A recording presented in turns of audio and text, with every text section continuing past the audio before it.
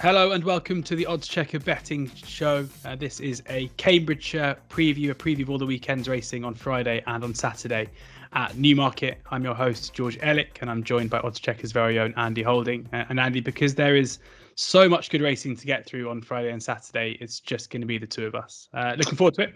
I am, yeah. This is one of my favourite sort of weekends of the whole season. I've always had a fairly healthy sort of resume, as it were, when it comes to the Cambridgeshire, going back to the days, back in the 80s, and penny drops won, and plenty of Rambo's Hall. Do you remember Rambo's Hall? I think he won it twice, didn't he, back in the 80s? So it's been a race I've always had my eye on from a long time. I haven't hit the mark recently. I think last 3 or 4 years I've drawn a blank, but Sparkplug was my, I think, last winner. So, yeah, even though you got sort of 30-odd runners, you can narrow it down and, you know, get a nice shortlist to at least give you half a chance of having the winner. Yeah, exactly. We're recording this at just before midday on Thursday, so about 24 hours before racing kicks off on the Friday. So we are going to do a Friday preview. For those who are listening to this on Friday evening, just scrub through for the next, whether you're watching it on YouTube or listening to it, to Saturday's racing. I'm hoping by the time we get to Saturday's racing in this preview, prices will be out, because at the moment, after the final decks, they aren't. We have the confirmed runners, but just not any prices at the moment. But we should have about half an hour till we get there, so hopefully we'll get those. But we're going to go through Friday's racing, as I say, first. We'll go through the first 5 races on the card, the first 4 races on the card. On Friday, and then we'll have a look and see if there's any other business later on in the card where we don't have prices yet for the last 3 races, and then we will hopefully have Saturday to preview as well. Before we get into it, going to point listeners and viewers in the direction of the oddschecker app for the best prices. Bookie offers free bets, the spiel, best place terms as well, and Andy's tips straight to the app every single morning of racing. Andy, before we get into the first, let's always, as ever, talk about conditions. Talk about the track, anything people should be conscious of when making their picks. Very much so, George. At least with the Saturday racing, which we'll be covering later on, we'll have a better idea, indication of what we might be looking for. Usually speaking, the Cambridgeshire tends to go to a horse-drawn high. I think the last 6 or 7 years, as far as I can recollect, you need to come out of stall 20 or upwards. I think that's probably been largely due to the fact that we've had front runners that have planned a lane through up the standside rail. Remember when Majestic Dawn won it a few years ago? He made all in pretty tidy fashion. So we're looking perhaps at middle to high draws in the Cambridgeshire. But there's usually tailwinds there. The ground, I think, is going to ride pretty much as it says, good, maybe even good to firm on Saturday. I don't think there's any appreciable rain. I think there's some forecast showers later on. I think there's a front coming through which has touched Ireland today, and it's going through the UK, and then it's going to fizzle out, and then there is just become 1 or 2 little showers here, then everywhere. But I don't think we're going to get anything major. So decent ground should be in place for the next 2 days, and because I do keep an eye on the draw and track biases, because they often throw up angles later on in the week. Great stuff. Let's get into Friday's preview, starting with the 150, the Rosemary Stakes, the Fillies and Mares listed race over a mile. And Bet365 are paying the extra place at the moment. They are 5th of 4. All other firms are 5th of 3. Andy, take us away for the first race on tomorrow's card. The first thing we should say, before we crack on, is highlighting obviously the former Roger Varian stable. And he's got quite a few horses we're going to be talking about in this podcast. So it pains me to go against his Zanbaq here, who was a beaten favourite last time out of Ascot behind Jumbly, when we saw good second behind Heredia in the Sandringham handicap. Obviously gives it a big chance.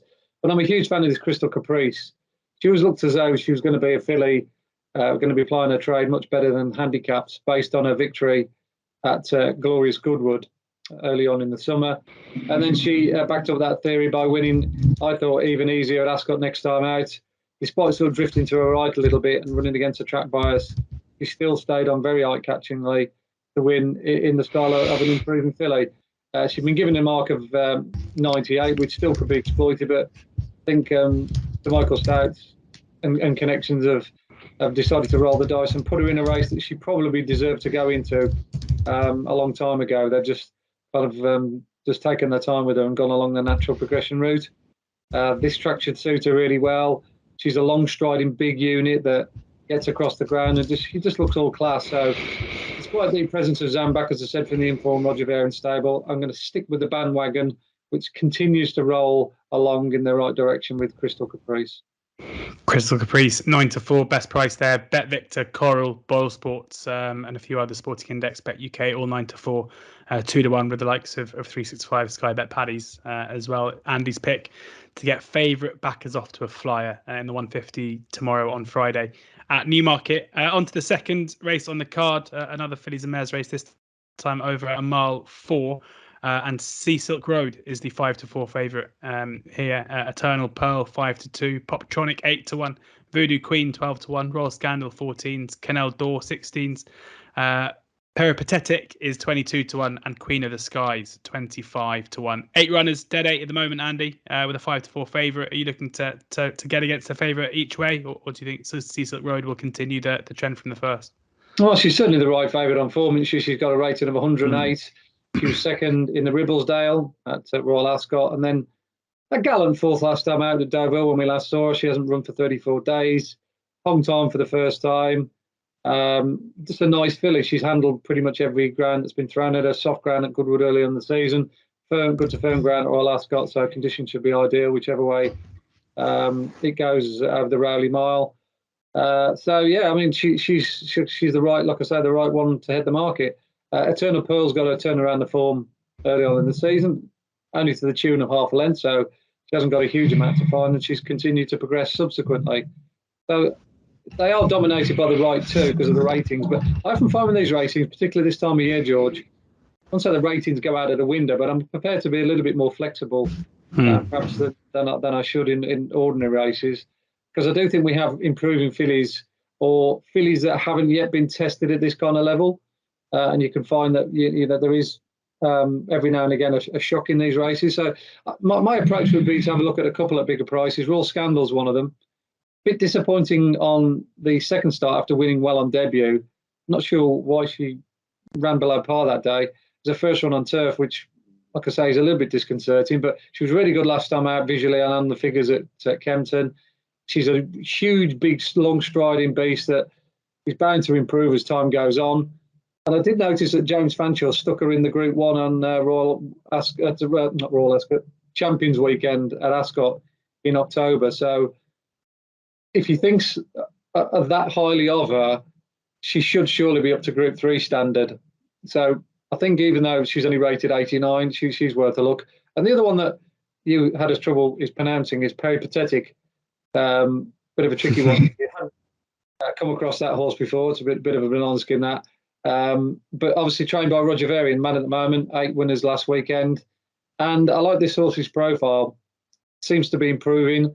Won really well last time out at Salisbury in a fast time. And, given that I don't think she's probably got a massive amount to find based on some of the horses she's been running against early in the season, such as State Occasion. I think 22-1 is a big price for her. Even more so with Ryan Moore booked as well. So, like I say, a couple against the field there. I mean, you could afford to back both of those two each way. Sort of, what we're talking, 12-1 Royal Scandal? Is that the price you're talking? 14-1 best price. Yeah, 14-1 Royal Scandal, 22-1 Peripatetic. Let's say, for instance, Royal Scandal's the only one that gets in the frame. You're only doing a very, very small percentage of your money if you back both each way. So that'd be my approach, to back those two against the field. Yeah, a bit of blue on oddschecker about Royal Scandal. 14-1 best price with Bet365, as short as 8-1 with Unibet. Peripatetic, 22-1 with Bet Victor, as short as 14-1 elsewhere. So, this is a classic case of shopping around, getting the best value for your bets and using oddschecker to do so. 2 against the field there for Andy in the second race on Friday. On to the Rockfel Stakes now, over 7 furlongs. Commissioning is the 7-4 favourite ahead of Olivia Meralda at 5-1. Another Sea of Blue, about Rage of Bambi at 15-2 best price. Rich 8-1 second start. Sydney Arms Chelsea 10-1. Dance in the Grass 12-1. Eximus 14s. Electric Eyes 16s. Lightsall is 16-1 as well. 25-1 bar. Those, Andy, are it's a bit late in the season for these 2-year-old races, but we've got another one here where a couple of runners here only having the one run. It feels like we're back into Royal Ascot territory where you can pour over the figures and tell us if the market's got this right. I think this market's all wrong. Look, Commissioning's a nice horse, there's no doubt about it. She was visually very impressive at Newmarket first time out. The form has worked out okay. Some of the horses have let it down. Some have improved and gone on to win. Looking Brew, the fifth horse, has won. But generally speaking, it was just an okay run. Time for wise, pretty good for a debutante. So I'd certainly respect Commissioning. I think she's a nice prospect. But 7-4, I mean, that could have been absolutely off your rocker to back that at that price in a race of this nature. We've got a lot of horses that come here in good form that have done much better times than her. And I think more importantly, she's drawn one.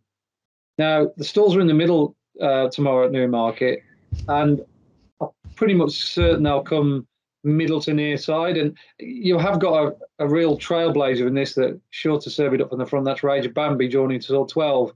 So she's way away from the pace. She's going to be stuck out on the wing. Ralph Hadley's going to have to drop her in behind and forfeit ground. So she's going to have to be a really, really good filly to win this. And at 7-4, you'd easily, I would easily walk away from that. I do think the money horse Rage of Bambi is one of the ones we should concentrate on. She's done 2 really good numbers, first on debut, then next time at Leicester.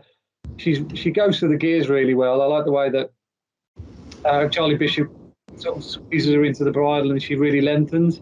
She's got loads of scope for improvement. 3-year-old, and I think around about 15-2, she's definitely overpriced. And the other one I'd have a look at is probably the form bearer coming into the race in many respects. That's Olivia Meralda, who ran respectably over 5 films at Royal Ascot Beyond Dramatised. Won next time out at Newbury, so she's come over here before and already tasted success. Won by 7 lengths that day. And then there was nothing wrong with her run last time out behind Meditate at, Meditate, I beg your pardon, at the Curragh. Good time figure. Meditate obviously went on to run really well in the Moyglare Group 1 next time out. So if she was up against a Group 1 filly last time out, and she's 5-1. So I think she's a horse that certainly deserves to be a good deal shorter. You couldn't argue, let's say, if she was favourite, and Commissioning was a much bigger price. That's the way I see it. So I'd probably again look at those 2 against the field, Olivia Meralda and Rage of Bambi. I wouldn't go anywhere near the Fab at that price. With Olivia Meralda, you're getting 5-1, the Bet365, a fifth of 4, about a horse who's had 5 runs and has been given a rating of 105. I mean, in terms of rock solid each way bets. I mean, like I say, the bookmakers sometimes just tend to overreact to one horse. They see Gosden and first time out, nice, impressive winner. But when you actually look at the facts and look at the race, how this race is going to be run, where she's drawn, who she's up against, what kind of horses, would Ranger Bambi won by 3-4 lengths first time out in the fashion that she did? Yes. Olivia Meralda, has come over here and beat a similar field to what Commissioning did by 7 lengths. So a lot of these horses have done something that Commissioning has already done. She hasn't done anything spectacular. The numbers suggest that she's a nice filly, but she's not a Group 1 filly, by any stretch of the imagination yet. And yet you've been asked to take 7-4. So, yeah, it just looks all wrong to me, that price. Interesting stuff. Yeah, 5-1, Olivia Meralda best price. That is with 365, who are 4 places, and Coral, who are 3, and Labrix as well. And then Rage of Bambi, that 15-2 is gone in the time we've been talking. 7-1 best price now. That's with Bet UK and Bet365, who are both a fifth, the 4. Next up, the final race we can preview in detail on the Friday is the Joel Stakes over a mile. Potapova is the 5-2 favourite ahead of Tempest at 3-1. Mutasabek is 9-2. Pogo 5-1. Oscula 9-1. El Drama 12-1. The Wizard of Eye 25-1. 7 runners here, always a shame, but bookmakers are being generous. And if you've got 365, Sky Bet, and Betfred all paying 3 places here, which opens it up as an each way opportunity. Who do you think looks the value? Oh, without shadow of a doubt, Pogo. If you can get 5-1, 3 places with any of those firms you just mentioned, I certainly think we can get 9-2. That's a complete steal. In fact, I'd say that's probably the best value we're talking about here on this podcast. This horse has had, I think, 5 runs or maybe 6 runs on either the July course or the Rally Mile, the course it runs on today, and has never been out the first 2. Just absolutely loves the Rally Mile. It just suits its run style. often at this time of year, as I said at the top of the show, horses that get off in front, get onto a good strip of ground where it's either down the middle or towards the near side on the Golden Highway with a little bit of a tailwind. Horses coming from behind just find it very difficult to get to horses like Pogo, and I think that's why he's got such a good record. Plus the fact that he finished second in this race last year, and you look at the horses that were ahead of him and behind him that day. Ben Battle beat him, and Master of the Seas was third. I mean, I don't see a Ben Battle or a Master of the Seas in this race this year, with the greatest respect to Potapova and Tempest. So yeah, I think this is a complete nutter. Rick, it's not as if the horse doesn't come in here in great form. It's held its form together all the way through the season. Good run last time out behind arguably the best 7 furlong horse. Certainly, I won't say I'd say the world. I don't know the American 7 furlong horses, but the best one I've seen in Europe anyway, and that's Kim Ross in the Sky Bet Duke of York race. So yeah, 5-1 for that. That just looks an absolute gift. So yeah, the only C&D winner in the field, Pogo. Yeah, and I've got good news for you. 2 of the firms paying a fifth of 3, Betfred and Sky Bet, both 5-1. So, I mean, if you wanted, Andy, and we don't often tip up multis, what do you make of the each way double with Sky Bet on Pogo 5-1 3 places and Olivia Moralda 9-2 4 places? Yeah, I like the sound of that. That's right up my street. Both of them have quite a bit going for them, and they look not massively overpriced, like 5-1. They're not going to go like 2-1 or something ridiculous, but I see Pogo probably being more a 7-2, 3-1 shot, and Olivia Moralda be similar 7-2, 4-1. So yeah, if you're getting the fractions, the slight fractions in the favour, and you're getting the extra places as well, I mean, that's just too tempting, isn't it?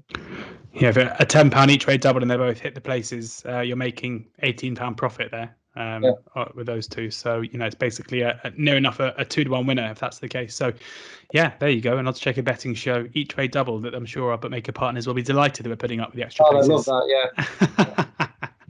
yeah. Well, Pogo, yeah, there I say 5-1 pretty much across the board if you can't get the fancy places, you know, quarter to 2 each way with other firms. And then, Andy, 3 races to finish tomorrow's racing. We've got the maiden and then the listed race, and then finally the handicap over Mile 1. No prices for these yet, but any horses you want to flag up? Not really. I'm quite glad we're not going to discuss these in any great length. The maiden, I haven't got any inkling or steer either way. I am a massive fan of Without a Fight, though, in the 4:45. Simon Ed Crisford have probably been one of the best stables of the season with regard to strike rate. I think they've been running at sort of 25, almost 30% for quite a while now. And I like the way he got the job done last time out at York. John Leaper's rather let the form down a little bit, the horse he beat, but he's been pretty good by and large for the last 2 years, 18 months. I think he won this race last year off memory.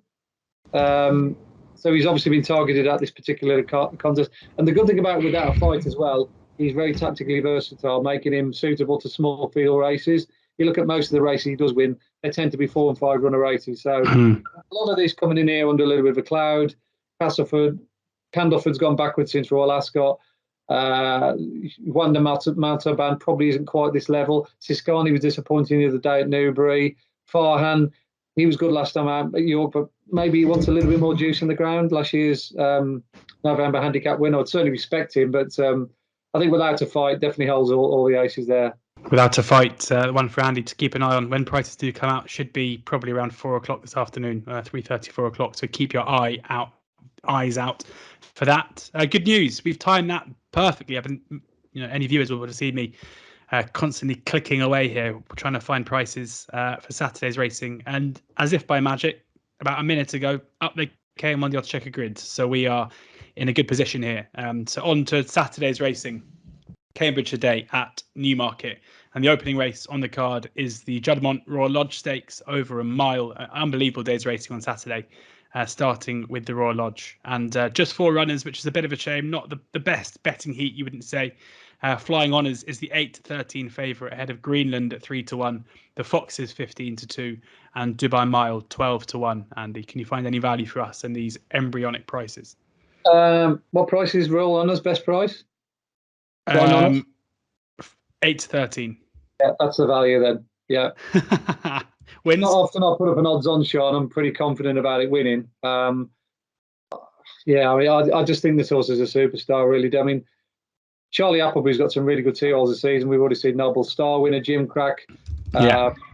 Mysterious Knights won a prestigious race over in America the other day and won buying. They've got Victory Dance this afternoon as we speak. That's quite strongly fancied. But I think this fella's one of the pick of the pile. He won very impressively 2 starts ago. Got a reasonably good time, and then he hit the ball out of the park on the figures at Salisbury last time out, beating a horse called Stormbuster. I think he beat it by about 5 or 6 lengths, and Stormbuster then went to Newbury last week and lowered the colours of 2 very strongly fancied horses that connections were both very, very keen on. So that form line and that time figure that he did last time out has been boosted. He's going to get a strongly run race here, and we know he handles a strongly run environment because Dubai Miles in here, and he's made all on his last 2 starts. I think this is just a straightforward exercise here for William Buick to sit in behind Charlie and Mark Johnson's horse, and he'll just pick him off late on. I don't think they'll see which way he's gone. I think 8-13 is like putting your hand in the till. Stick your hand in the till. 150 on Saturday, flying on as 8-13. Best price, that is, with William Hill. William Hill, hand in the till. You're a poet, Andy. 8-15 elsewhere, suggesting it could shorten up a fair bit. As I say, these prices are hot off the press, and when eagle-eyed punters like Andy start taking that 8-13, it might not last too long. But hopefully, for those who are listening to this early doors, it might pay off. On then to the Cheveley Park, over 6 furlongs, the 225. Horse I know you've been very keen on. Trillium heads the market at 9-4. Meditate 5-2. Swing Along 13-2. Lazoo 13-2. Juliet Sierra 10-1. Treasure Trove 14s. Morge 16s. 50-1. Mayland C, as is Malreskia, and then Wave Machine 66-1. 10 runners here, Andy, in the Cheveley Park. You sticking with Trillium? Yeah, I think she's an absolute superstar. But look, this is a very, very high-class race. Probably the best 2-year-old race we've seen so far this season collectively. We've seen races where there's been 2 or 3 good ones, but I think generally speaking here, we've got probably 5 or 6 top-class horses. Juliet Sierra won the Dick Paul last time out at Salisbury. Lazoo has only lost once in 4 starts and has won at group level. Morged was 4th in the Lowther and won a group race the time before at Newmarket. Meditate, as we know, got beat in the Moyglare Group 1. Treasure Trove's come over here and won the City of York Stakes, beating Rocket Rodney. And we got Swing Along, the winner of the Lowther. Not to mention Trillium, who won the Flying Childers. I think that Flying Childers was an exceptionally good race. The Platinum Queen made sure there was no hiding place on that occasion. Kept going through the gears, and it looked momentarily as though Richard Hannon's filly was in trouble, but her stamina kicked in. Now, you could argue that dropping back to 5 furlongs had been the making of her. The way that she won previously at the Morecambe, beating Rocket Rodney, coming from off the pace, you think, well, strongly run 5 is her trip. Another strongly run 5 last time out. But don't forget, her career started over 6 furlongs. And she won well over 6 furlongs as well at Newbury. So it's not as if she's never run out over 6 or got form over 6. I actually think she could be even better over an extra furlong. That's my theory. But either way, I do think she's the best horse in the race. And that form of that race on Doncaster last time out has already been boosted by the horse that finished 4th, a horse called Pride of Pillar, who's beaten no less than 7 lengths on Town Moor, and then went and absolutely run away with a good race last weekend at the Air Western Meeting. So it's sensational form. I think she's the quickest filly in the race, and if she puts it all together over 6 furlongs, then there could be fireworks on Saturday. But it's an absolute mind-bogglingly good race, that Cheveley Park. All the best ones are there without doubt, and should get a great race. So you agree that Trillium is the likely winner, but given the strength of the race and the doubts over the possible doubts over the 6 furlong trip, would you be rushing to back her at 9-4? Is it maybe a watching brief? Yeah, I could say if I'm putting my betting hat on, then you'd look towards perhaps something like Lazoo. She's available at sort of triple the odds, and I don't 13-2. Yeah, I don't think she's done a great deal wrong. She's proven on the July at Newmarket, let's say on the July track. I know that's slightly different tracks, but there's undulations on both courses at the same time in the race. isn't it, by the bushes at Newmarket over the other course, where you have to go down into that almost like a roller coaster ride on the July course. So she is a well balanced filly, Lizou, and her victory last time at Ascot was another indication that she's going in the right direction. And Rafe Beckett, similar to Roger Varian, his horses are in really good order at this time of the season. So again, you can make a real concrete case out for her as well. So look, it's a difficult one for me because do you bet with your gut instinct, or do you bet with your value hat on? If you're betting with value hat on, then you look at Lizou each way and think, well, I'd rather bet that each way with a 9-runner race, thinking, well, I'm bound to be in the first 3 or 4 if you get 4 places. Or do you think, well, I think Trillium's the best horse in the race and she'll just win, full stop. So, like I say, it depends what kind of punter you are. I doubt whether it's a race I'll concentrate on oddscheckers, because I think there'll probably be easier races to decipher than that the weekend. But look, I'm looking forward to it, and I'm hoping that Trillium comes out on top, because I still believe that she's the best of her generation over this kind of distance. So maybe the heart saying Trillium, the head, the punting hat on, maybe Lizou each way at 13-2. That Trillium 9-4 is with the Betfair Sportsbook. Lizou 13-2, Unibet, Coral, William Hill. But I think the overriding message here is sit back and enjoy what should be a fascinating contest over the 6 furlongs at Newmarket at 2:25 on Saturday. On then to the Middle Park, where Marshman is the 5-2 favourite. 8 runners here: Blackbeard 11-4, Mischief Magic 5-1, Persian Force 11-2. The Antarctic 9-1, Zoology 12-1, Never Just a Dream 66s, and One More for Luck 150-1. Another very, very high quality renewal here, Andy. Who do you think looks the value, in this 8-runner affair, where you've got a couple of runners at big prices that really open it up as an each way prospect? Yeah, again, this is another really mouth-watering affair, as you say, George. Middle Park's always a race steeped in tradition and history, and often throws up a very good horse. And I think you're going to have to be a good one to win it this year. We've got several what you would call solid horses that are almost certain to turn up and run their races: Persian Force and Blackbeard. I think we know the time of day with them. They're running against the very best. They've run some very fast time, and it's not as if they're coming here off the back of hard-knocking runs. They haven't run for 34 days, so they've had plenty of time to get over their exertions. Marshman looks as though he's going the right way. He got beat by a very good horse in the Jim Crack, Noble Style. But looking at Noble Style and given that perhaps he could have come here, I think it's very significant, isn't it, that Mischief Magic comes here instead on the flag for Godolphin. I was yet to be absolutely blown away by him on his turf runs until he went to the all-weather the other day and contested a very rare Group 3 race back in the early part of the month. He was held up right out the back door, was given a very, very confident ride by Pat Dobbs. And I love the way he absolutely charged his way through the field. And his time figure for a race of that nature on the all-weather was exceptionally good. If you look at his action, he's a big, heavy-topped, very strong through the shoulder horse. You look at him; he covers a lot of ground. He's physically a very impressive-looking specimen. But I haven't seen a 2-year-old like him for a long time get over that kind of surface the way that he did. To come from that far behind and to beat those horses, I think he's a very, very smart horse. I think he's an absolute out-and-out sprinter. I don't think he's a mile prospect, a Guinness prospect for next season. I think I see him more as a Commonwealth Cup horse for next year. I think Godolphin have got several, such as Noble Style, in that bracket as well. I think he's one of the pick of the bunch, and I'm looking forward to seeing what he can do on Saturday. So yeah, Mischief Magic. Mischief Magic, 5-1 best price, which is with the Betfair Sportsbook, 3-1 and 7-2 general. So Betfair Sportsbook really. I think Pogo was definitely the number one of, not say crazy prices, but the best value prices we've talked about throughout the podcast. But that's the craziest. That cannot be a 5-1 shot this world.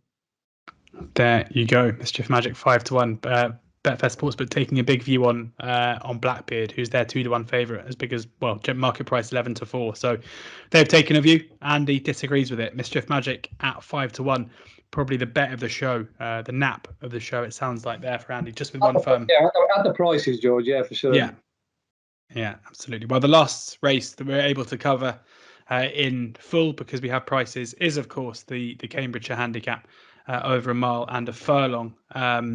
We've got Mujtaba is the 4-1 favourite, Protagonist 15-2, Savvy Victory 10-1, Dual Identity 12-1, Totally Charming 12-1, Jimi Hendrix and is 14s, Electrical Storm 16s, Kitsune Power and First View and Bell Rock all 16-1, 20-1 in Jazati, Brilliant Light, Magical Morning, Perotto, 28-1, Dutch Decoy, Night of Luxury, Lakanda, 33-1, bar those. 29 run at the moment. Sky Bet already come out. They've said 8 places. We'll see if the others follow. Surely there'll be huge place terms. Yeah, I think one or two other firms will have to go slightly bigger than that they are at the moment, just to attract a bit of business. Sky Bet as usual.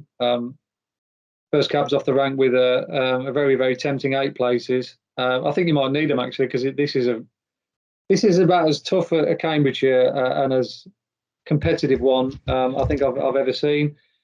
I always draw up a bit of a Cambridgeshire shortlist halfway through the season, out of races that traditionally throw up the most likely winners of the race.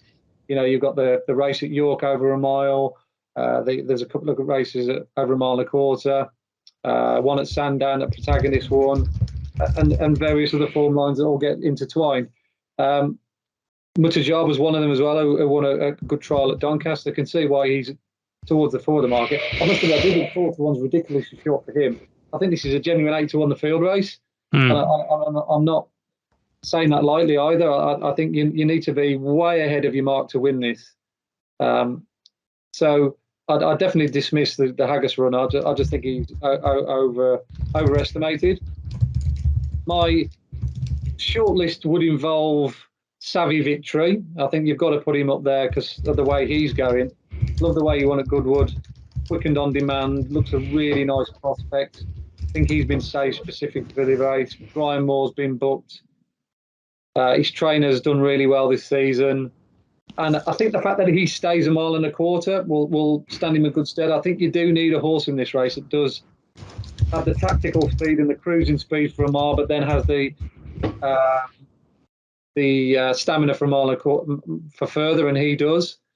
So I think he's probably the main one out of the first 3 in the market that I'll concentrate on. The other one, which I've had on my mind for a long time, is Dual Identity. There's been quite a lot of interest from various parties, most notably down under. I think the Australian consortiums have got involved in this, trying to buy this horse. I don't know if they've actually purchased it yet. I still think it runs in the owners' old colours, as it were, until perhaps a deal's done after the Cambridgeshire. But his progression has been very eye-catching. He won very well at Sandown 2 runs ago, and then put in an extraordinary performance back at the same track next time out. He was last turning in the race, eventually won by Protagonist, but he charged through the field to finish a never near a second. His back-end sectionals were the best in the race, and he looks absolutely tailor-made for a race like the Cambridgeshire. Only on mile 1 on a straight track where he can't get into trouble. And he reminds me very much of Sabuska before he started to work his way through the ranks from the William Knight stable. So he's definitely on my shortlist. And the other one's Kitsune Power. I do think he's got a lot going in his favour as well. First and foremost, he's trained by Roger Varian, who's just had an amazing run and he seems to be winning races left, right, and centre. Secondly, he has got a run over the Rowley Mile early on in the season when he was a bit unlucky. For his second, he should have won that day. It was a bit of a poor ride. He got hung out to dry from a bad draw and then finished on the wrong part of the track. He then had a very bad draw in the Britannia Handicap, but managed to finish somehow 10th in a race, which has worked out really well since. And then he's improved to finish second next time out, and then finally he got his head in front again next time out at Beverley. So he comes here off the back of a win, got track form, and he's running a lot of good, strongly run, big field, straight track mile races, which is what you require for this race. So those would be my 3 I'd put against the field. if I had to narrow it down, I'm sure that's what you're going to try and get me. I'm going to go with Dual Identity at 12-1 and Kitsu in Power at 16-1. I'm just hoping that their draws in 6 and 7 end up not being the wrong place to be, because, as I said, traditionally, middle to near side seem to hold sway in recent times. But look, we've got Majestic Dawn drawn in stall 14, and he's likely to be the front runner. He went off like a scalded cat last time at Windsor, and I think if you're drawn in around him, which these two are, you won't be too far away. So there you go, Dual Identity 12-1 best price with William Hill as it stands. Kitsuni Power 16-1 best price with a Betfair Sportsbook, and these two selections, and then a positive word as well for Savvy Victory 10-1 as well, also with a Betfair Sportsbook. 3 against the field if you want all 3 in this year's renewal of the Cambridgeshire. Three more races on the card. We don't have prices. We've got the maiden, a nursery, and the Turner's handicap over 7 furlongs is the final race. Anything to keep an eye on? Yeah, also called Coco Jambo, in the 450, the nursery. Probably won't be favourite. I think that'll probably go to Mystic Pearl of William Haggis's. I mean, William Haggis is always a favourite in handicaps, aren't they, George? I think that's the rule in the bookmaker's handbook. But that Mystic Pearl didn't win in a very fast time last time. I beat a horse called Ronaholic, and also I know quite well, trained by George Scott. That form's just okay. But I do think Coco Bambo's form's much better. She chased home a horse called Bonnie Angel, who clocked a big number that day on Town Moor. Bonnie Angel ran respectably last weekend in a Group 3 race at Ayr when drawn on the wrong side of the track. But you look at her body of work, she's finished 3rd to Ranger Bambi, who I think will run well on Friday. 3rd to Amici, who's well on to win a big sales race at Newmarket. And then 2nd to Bonnie Angel, who ran well in a group race. So that's only rated 78. If you go back and watch the Doncaster race, she was drawn badly and did the best of the work of those that were drawn high and finished 2nd. So I do think she's particularly well handicapped, and if the draw does work itself out to be on the high side come Saturday afternoon, we'll get plenty of chance to work out whether that's the case. Stall 11 of 12 might not be a bad place to be for Coco Jambon, so she's my pick of the last 3 races on the card. Great stuff. There we have it, and the selections for Friday and Saturday at Newmarket for the Cambridgeshire weekend. Thank you very much to Andy as ever for sharing his tips and his insight. Do keep your eyes on the app where you can get his tips, his columns straight to the app every single morning of racing. Download the app as well for the best prices. A couple of occasions there we saw certain firms really going after and sticking their neck out, and that's where you want to be shopping, and oddschecker is the best place to do that. So download the app there. Best place terms, bookie offers, free bets as well. There you have it. Enjoy the racing. Do subscribe to the oddschecker YouTube channel for all of these preview shows, as well as Racing Weekly every week as well. Hopefully a few winners in there, but as is always the case, please do ensure that you're gambling responsibly.